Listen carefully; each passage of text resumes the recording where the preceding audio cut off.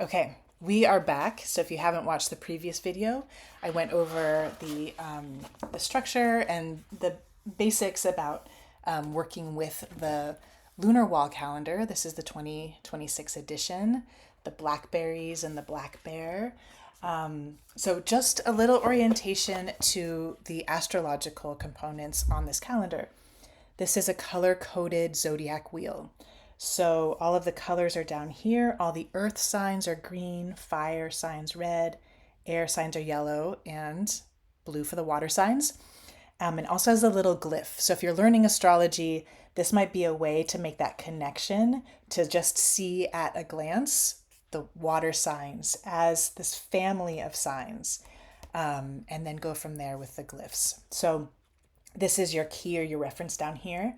And then you'll see, so this is Earth sign, it is Capricorn, and the new moon is in Capricorn, which is over here, it tells you as well.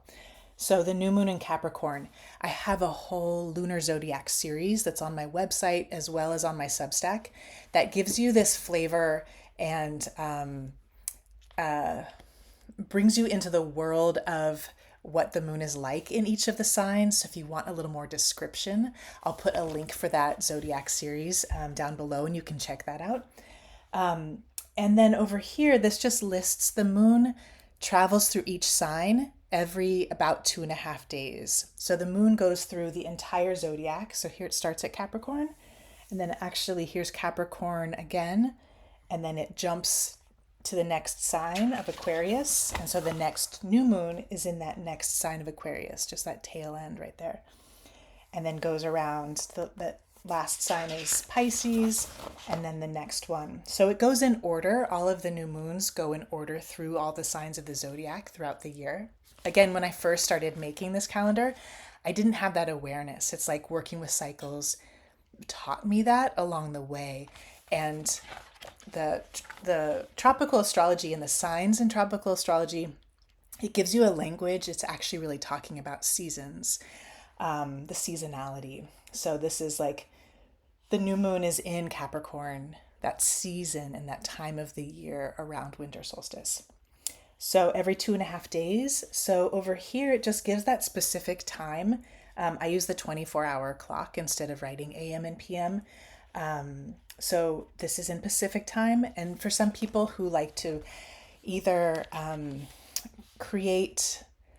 want to work with a particular sign, maybe to make some kind of magic or medicine, you can reference this easy at a glance. Of course, there's apps for it, but many of us who are wanting to live more analog lives and not rely on our phone for every single thing, this is a nice reference to have up just to see, and also to start to make a connection if there's something like here for the moon in Virgo. My moon sign is Virgo, so I often will circle those days. So if you know your moon sign, that can be a fun way to work with this calendar and just relate to that part of yourself of circling the days that the moon is in your sign. It's kind of like a little birthday reconnection to that, the energy of that sign. And so just notice either planning ahead to do something special for yourself or to notice if there are themes that might come up.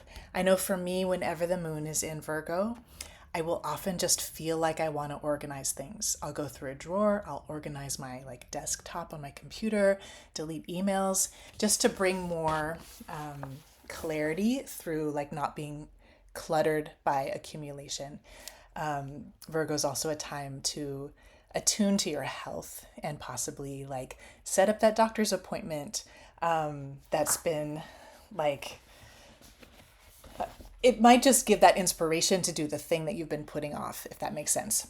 Each of us has our own relationship to each sign in the zodiac, and working with this calendar is one way to practice self-study, to see for yourself in developing with that relationship through observation, through noticing.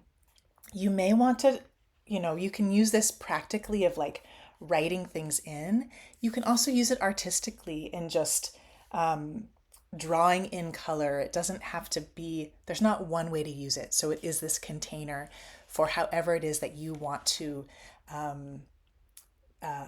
express your life, record your life, mark down anything that we notice or witness or bring our attention to. There's this kind of exchange of energy, of this mirroring of, oh, this is what I'm paying attention to.